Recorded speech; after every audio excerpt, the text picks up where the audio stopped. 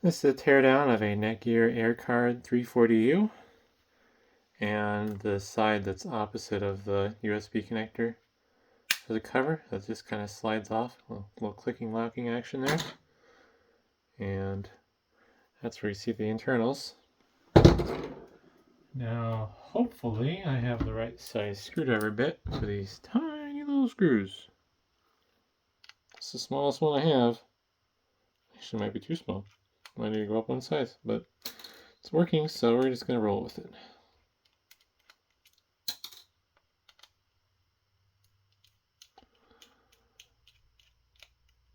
Oop. Oop.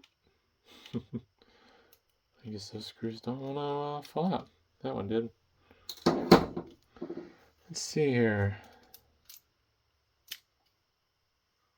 It's like a piece of cast aluminum. Really robust covering over the cords, or not the cord, the cable for the USB port.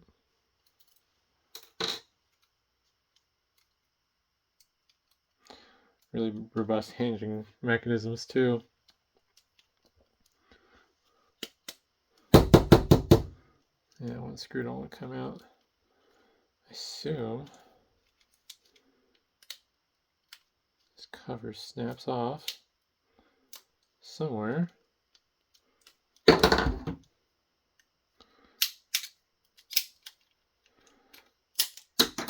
There we go. Did the nicest way, although it looks like the locking tabs actually survived, so nice. Oops, that's not a screw. I think this is metal coated plastic. I don't think this housing is actually metal. Or it might just be silver. One reason I would say it's potentially metal coated is because of shielding purposes. But looks like this other side is snap on.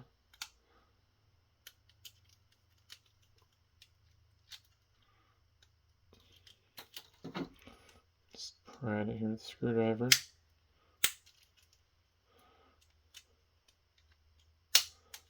There we go. Oop. Some hidden covers there for external antennas that you could add.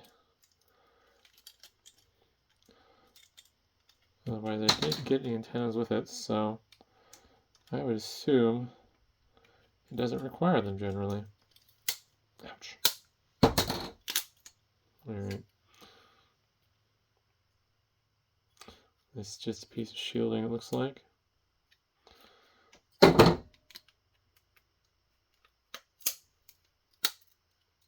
Stuck into place, some sticky tape.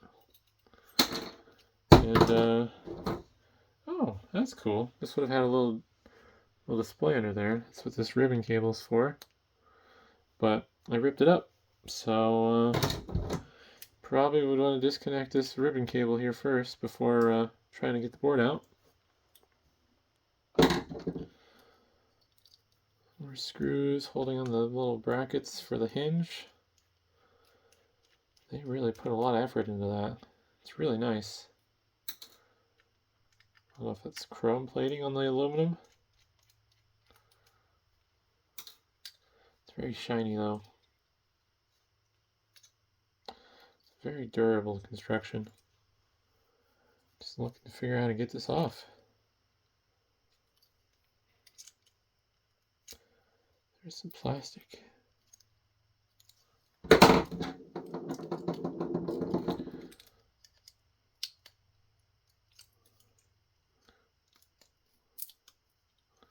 There we go.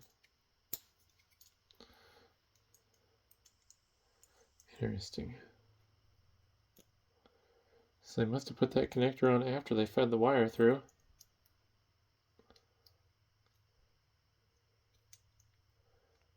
What a weird mess.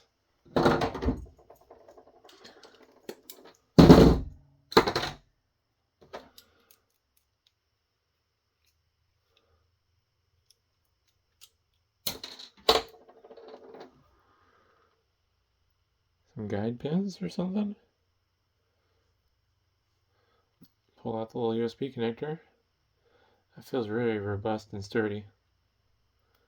A lot nicer than what they use in the flash drives, that's for sure. I don't know what those little pins do. Little guide pins. Oh, they were the detents. So you see little grooves in there. Little balls would have locked into that so it'd stay in place rather than just being floppy and loose. That's nice. Probably spent as much time designing that hinge as they did the device itself. Although I don't know, boy, this is really wild looking. Golly.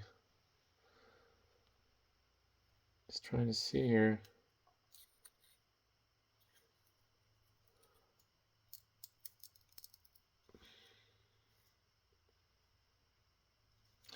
I don't know if this is going to work out the way I want it to, but I'm going to get this board off.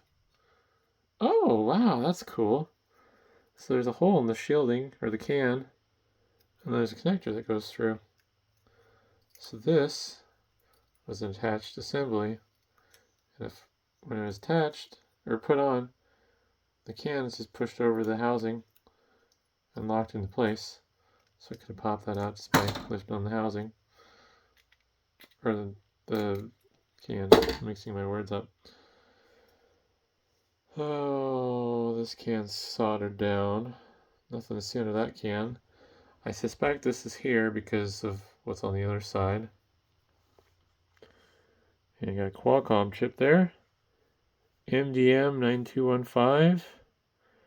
And then above it seems to be Micron Technologies logo. So I don't know if that's memory or flash. The darn camera would focus.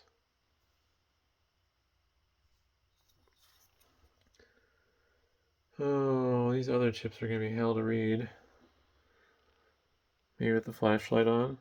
Oh, my battery's too low. Whoops. I'm recording a bunch of teardown videos. But, yeah, that's pretty neat. Honestly, a lot of this cellular stuff is always really cool because it's all super miniaturized and compact. But, yeah, hopefully that was interesting, and thanks for watching.